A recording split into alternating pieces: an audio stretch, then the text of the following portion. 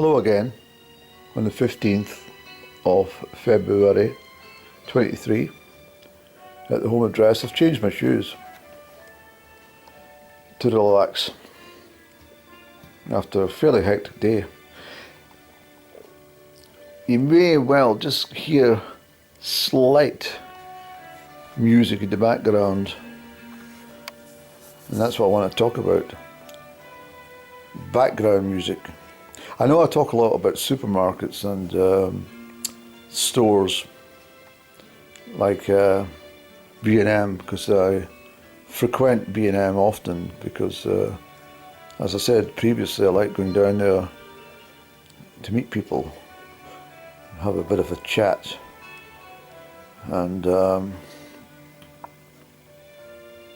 it's not always the case because you quite often get low-vibrational people cutting around. And so you're just in and out sort of thing. But one thing that I have found over recent years is a change, a real change to the background music in stores. I've walked out of plenty of stores, particularly men's clothes stores. You know, if you walk in really loud, horrible music, can't even think, can't even remember your waist size, that the music's so loud and annoying. So I just walk out, and I don't really go shopping that often actually. I tend to just, well, let's not go into too much detail here. But what I was going to say was, I'll certainly go into a store. If there's no music getting played, I'll linger for a while and browse at their the garments on offer, etc. Maybe make a choice and buy something. But if there's any loud music, I'll go straight back out the door. And I've often had, particularly in the city of Bertha, which is full of low vibrationals, when I'm in store, it used to be someone would approach you almost immediately. Can I help you? Well, give me a chance. I've only fucking crossed the threshold. I don't even know what I'm doing. Or because there's so much CCTV now, they're constantly on check.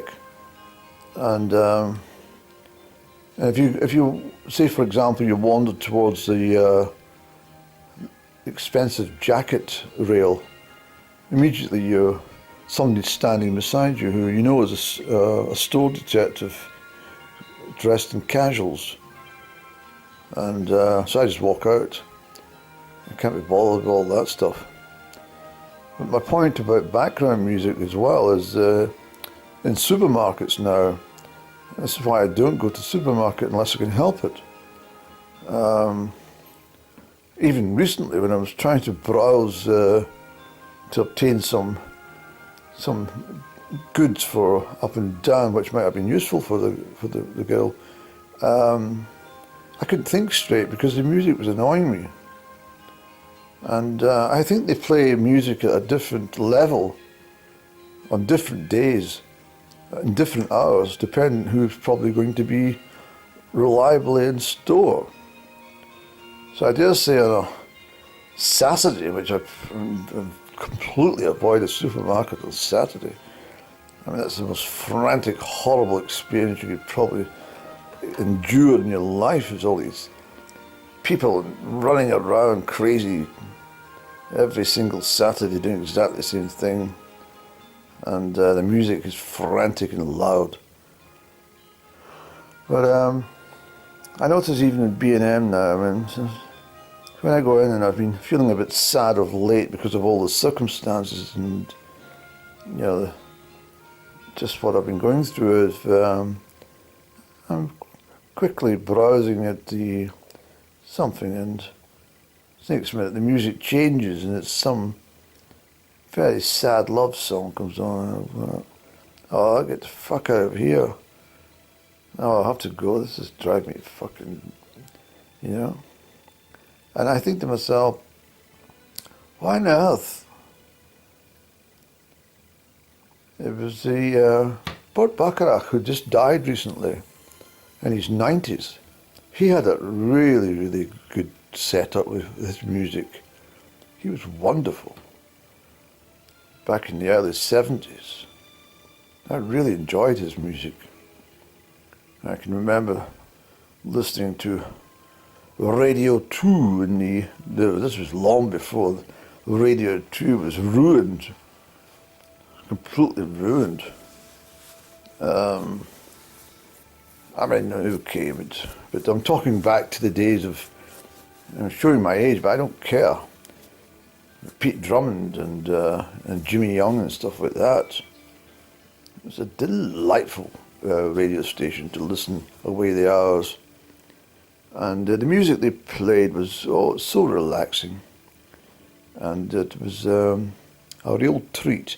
And that was the type of music you got in most supermarkets at that time. You could pick up a cheese or something, and the violin strings would be playing very gently, and you'd be able to read the packaging. Well, I suppose when you think back, you didn't have any packets of cheese. You just went to the man and said, "Can I get this cheese?"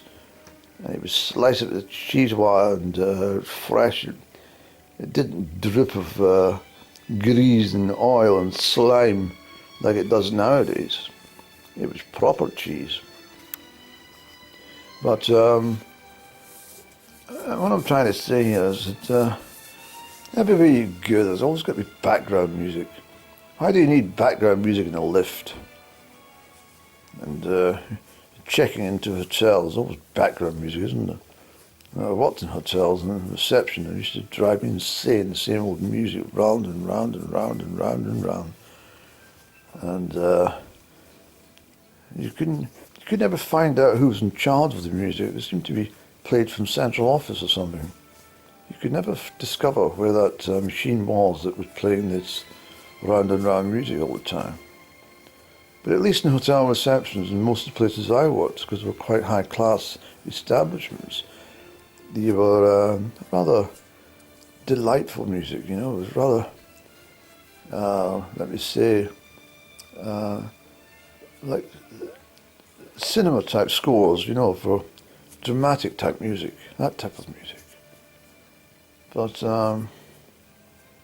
unfortunately now it's just that type of singing when you're trying to select things at the fruit counter or something, and maybe trying to purchase a yogurt, and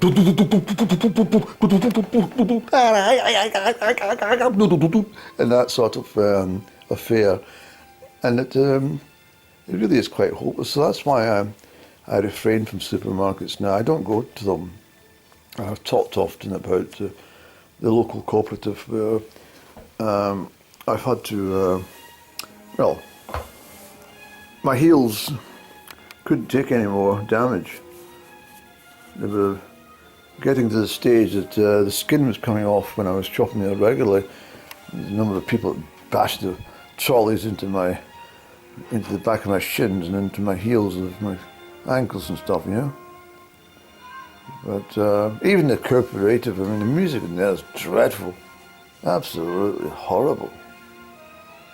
And if you're standing there looking at tins of fruit like peaches or something like that, and this horrible music playing in the background, and the temperature control it's always so hot, unless you're around about the refrigerated area and the fruit area, it's so cold. So you need to come into the store with a kind of quilted jacket when you're browsing around the creams and the cheeses and stuff like that, and the butter. But as soon as you go around towards the biscuits, then you need to take your jacket off and put your sun hat on or something, because it's so hot. But I remember the background music in most shops was just so delightful.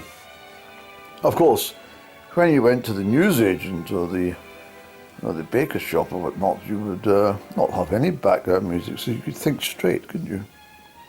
I used to love going into the newsagent and collect my Financial Times But then some wicked wizard kind of chap says, oh, why don't we call it something more hip, like, let's shorten it.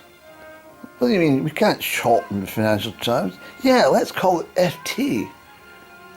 And if we were in conversation in the wine bar, the champagne bar, and we're talking about the FT, and if somebody does say, well, what is the FT? Then they're obviously not in vogue. They haven't a clue what they're talking about. They're not an economist.